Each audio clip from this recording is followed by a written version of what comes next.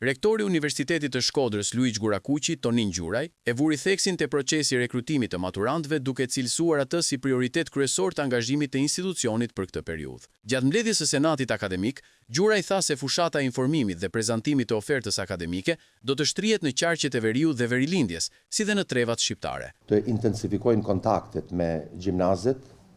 me maturantët, kudo që kanë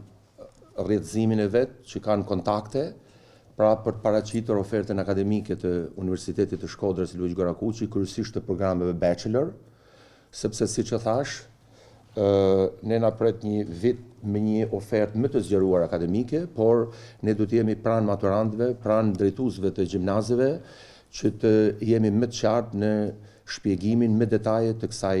oferte. Edhe ato maturantë të cilët nuk e kanë mesataren 6.5 e sipër, pra si që thot VKM-ja, ato kanë mundësi të ndjekin programet e arteve, studimit të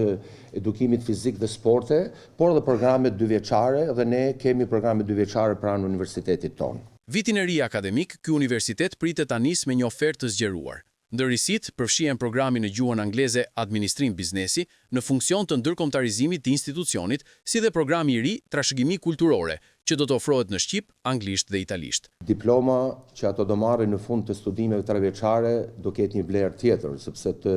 kesh një diplomë në gjuhën angleze sot për tregun e punës, besoj që është shumë më e përshtatshme, paktën për tregun rajonal. Ne kemi kaluar me sukses fazën e parë pra të këtij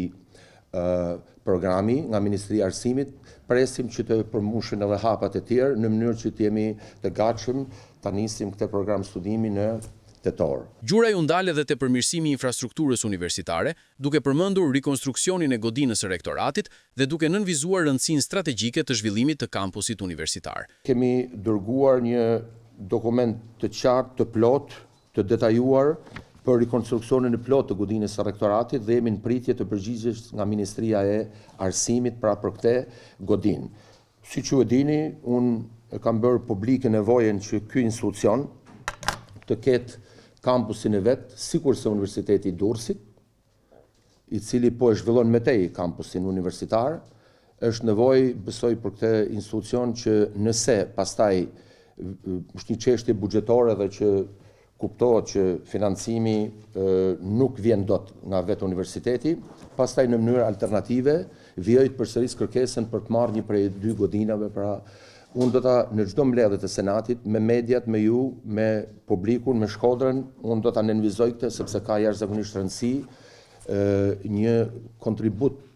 krejt i veçantë që duhet i jepet këtij universiteti për arsye shumë specifike, kam thënë disa herë,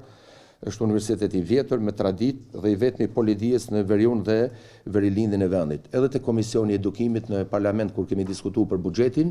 është bë publike një kërkesë e tillë, kështu që nuk ka asgjë të re, veç se thjesht përforcoj nevojën që ka ky institucion pra për të pasur